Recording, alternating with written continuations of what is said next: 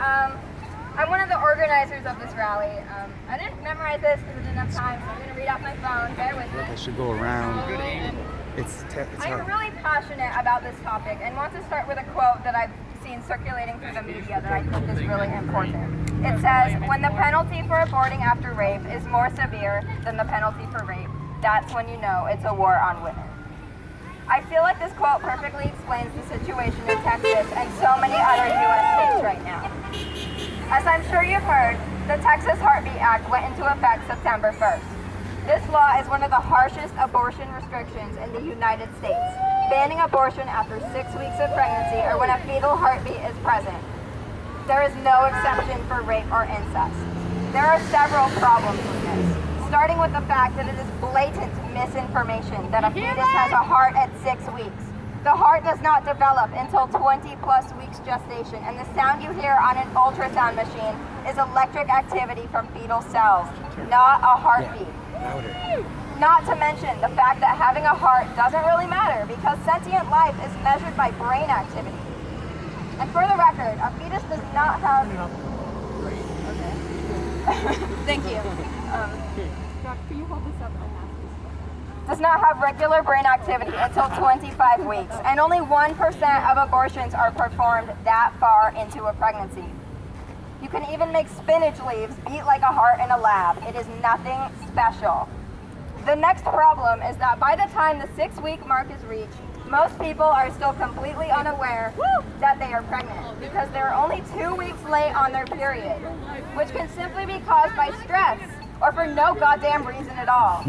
So before they can decide if they're emotionally, physically, and financially ready to bring another human being into the world, that decision has already been made for them by a stranger, and it will affect them for the rest of their lives. My last argument against the Texas Heartbeat Act is that it literally breaks the law.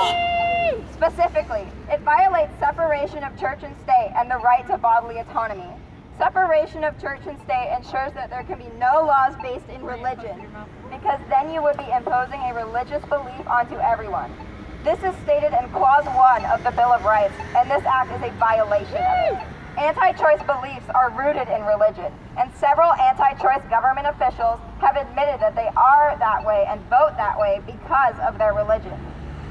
And because I'm sure this will pose questions, I call them anti-choice because calling them pro-life is a far cry from the truth. If they were pro-life, they would care about people after they are born. They would support socialized health care and programs that help impoverished children and children in foster care. And they would not be supporting ICE tearing children away from their families at the border, or the death penalty for people who get abortions. So no, I will not call them pro-life. Bodily autonomy is the other human right being violated by this law. Bodily autonomy is the right to make decisions for yourself about your life and body. This is the law that makes forced organ donation illegal. I could literally hit someone with my car and put them in critical condition, needing an organ transplant that I am the only match for. And even though I would easily survive the transplant, this person will die without it, and I am the one who put them in this situation to begin with. The doctors still need my consent to take that organ. Even if I drop dead right now, they still couldn't take my organs from my corpse unless I consented to that while I was alive. So in Texas, a corpse has more rights than AFAB people do. Why should I be forced to donate my uterus to a fetus without my consent? Roe v. Wade is the law that directly addresses and allows abortion, but it is under the umbrella of bodily autonomy. However, even though this Texas law violates separation of church and state and the right to bodily autonomy, the Supreme Court remained silent while this bill was passed into law and will now make AFAB people suffer. And let's not forget that the United Nations Office on Genocide Prevention literally lists forced pregnancy as a crime against humanity. We have worked so hard for women's rights, and now it feels like we're going back in time.